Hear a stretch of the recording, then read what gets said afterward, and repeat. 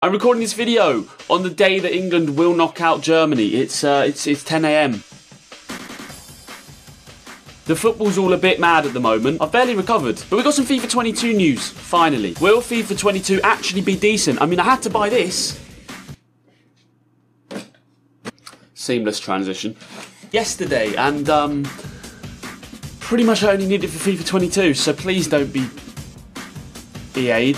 It's pretty much a £500 investment so that EA Sports can give me 2 new pairs of boots to use on pro clubs. I was looking around and obviously we found these leaked screenshots last week. And the only thing you can really get from this is that Volta is very much back in the game, which again we did expect. This video is sponsored by a company who I'd never use if they weren't paying me loads of money. No, literally, I used this before they ever emailed me. Today's video sponsor is Surfshark. If you haven't got yourself a VPN, this is the perfect time to get one with code JCC. A VPN will protect you online from hackers. It will keep you safe when you log into public Wi-Fi. So every time I go to the gym or a coffee shop or a restaurant, I make sure I'm using my VPN on my phone before I log into any Wi-Fi. If you get yourself a Surfshark membership, you can use it across multiple devices, which is great. You don't have to worry about protecting your iPad, your laptop, your computer, your Android, your Apple phone. You can, otherwise known as an iPhone, you can use them on everything. It's great. Obviously, you connect to any server around the world and you can watch Netflix in those countries or any other streaming services that are available. If you want to connect to the USA, you can watch what the USA citizens get that we don't. It's brilliant for that as well. Protect yourself online with Surfshark now, and the best part about this is if you use code JCC, you will get 83% off and your first 3 months for free. Try it now, you've got nothing to lose. If you don't like it, you can always get your money back. But I seriously recommend getting a VPN if you use the internet for pretty much anything, and this is a great deal. So get it now, the link at the top of the description, and thank you to Surfshark for sponsoring. So Volta is back, and we can't be too surprised because EA Sports typically work in cycles 3 like the journey. When they add something terrible, they tend to not learn their lesson until they have to learn it 3 times. So what does that mean? Volta will obviously hinder the progress of game modes that you love, whether that be Ultimate Team, Career Mode, or Pro Clubs.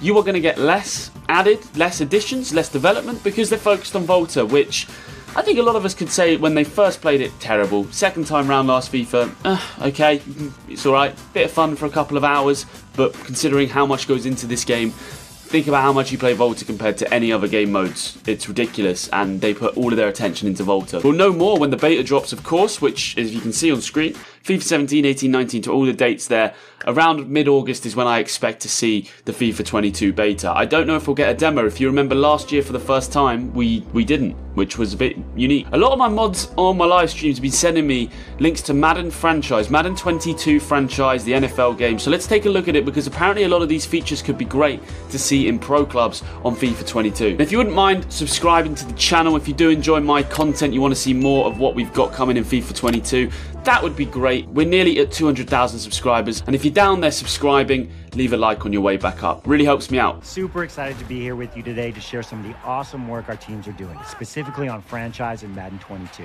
Get ready, because we're about to go deep. Some new franchise features that we'll talk about today include franchise staff and new staff points, the importance of weekly strategy and the integration of dynamic game day on next-gen consoles, and enhanced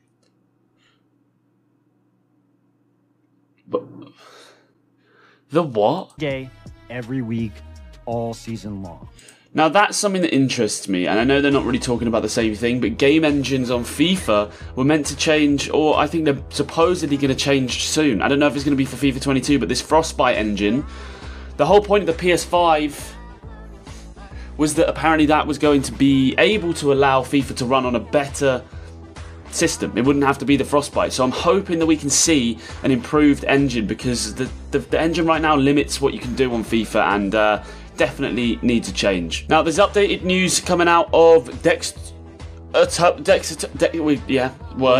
FIFA 22 might not even do the beta because of leaks, or FIFA 22's early beta. Now they used to obviously get some people to play the game, but yeah, it looks like, I don't know how true this will be, but it says it's been cancelled. All play tests have been emailed, all play testers have been emailed about the cancellation. This worries me, because if they don't give people who actually understand the game a chance to play it, then like there's going to be so many problems in it. And also, like, it's FIFA, like, a few leaks, whatever, like, that builds excitement. I don't see why EA Sports would care that much. Like, they aren't, you know, they aren't working at Area 51?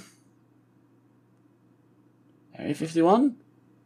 It's a football game. Does anyone care that much? So yeah, I mean, it says that they reached out to EA for confirmation, but still haven't heard anything back. Now, if you want to check out some leaks, I don't know how reliable they are. Obviously, that article did quote this account, King Langpod. But yeah, I'd seen the heat maps on a few sources. But yeah, there's going to be that, and expected goals are now included as a stat, which is pretty cool if you're a career mode fan, I think. And I don't know if they'll bring that into pro clubs. That would be nice to see as well. Obviously, I've called out for more diverse and more in-depth stats on pro clubs for a long time, rather than just goal, assist. It's kind of it, really, isn't it, that matters? So, I mean, this guy's leaked it and he's retweeted it. We don't know how legit they are. He's got a lot of followers, but it's Twitter. And apparently custom tactics are going to be changed. I guess that will affect a lot of Ultimate Team. And then, to be honest, with pro clubs, we played a really basic custom tactics set, but it does work and it does help. So, we'll see. I mean, this says that even be able to determine the depth spread of players in the penalty area, etc., from 1 to 100. So interesting to know that. At this point, we don't know. We can't trust things like, I think where you can see a screenshot, it gives you obviously a little bit more evidence, with where it comes down to breaking down, you know, metas and gameplay additions. That to me is when it becomes a little bit like, okay, I can't trust this source too much. But the guy seems to have a lot, so check him out if you want to see more. Other news, we've got Alex Scott is meant to be part of the commentary team, which I have no complaints against. I'm a little bit bored of Lee Dixon's voice, so mix it up, I'm all for it. Mbappe's Ultimate Team card has actually been leaked.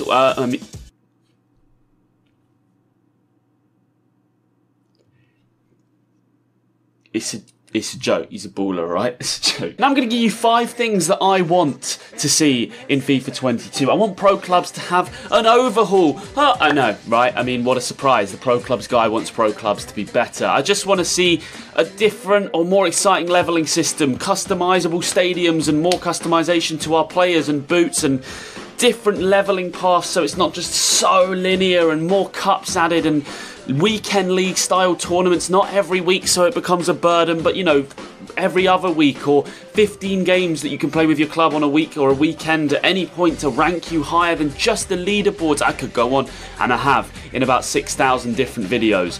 Pro clubs needs to change. Number 2, Ultimate Team, stop pushing gambling to children, if you wouldn't mind. It's a bit gross in 2021. Stop whenever you're ready. Career mode, number 3. I love career mode. I've been playing a lot of it on stream. Make player career mode enjoyable. That would be good. And manager career mode, I like the way it's going, but just keep adding new features to it and make it a little bit more diverse. Have managers getting sacked and coming and going into different clubs, not just, you know, your manager is the only one that matters, and it seems like they stay at the other clubs forever, as far as I can tell anyway. Just copy FM, EA, I'll be honest, just take stuff from there, because it's a much better system. Number 4, the Volta, we know you're going to add it, so I won't say don't add it, but just please don't spend too much time on it. Because however many trailers you make, or however many kits Hector Bellerin designs, or however many favelas you've got, you know, Vinicius Jr. doing fucking roulettes round wheelie bins in, it doesn't, nobody cares after like a few games of it. It's not going to take over. It's not FIFA Street. Gaming moves on. You can't always bring it back. Point number 5. I don't care if I sound like a dinosaur. I want tournaments back. I used to meet up with my mates back in the day, and we used to like literally do the Euros, and we'd all pick one team and you'd have games against each other. I thought that was fun. But it's a bit of a crap last point, so we'll go with crossplay. I mean, just give us crossplay so Xbox, PlayStation can play against them.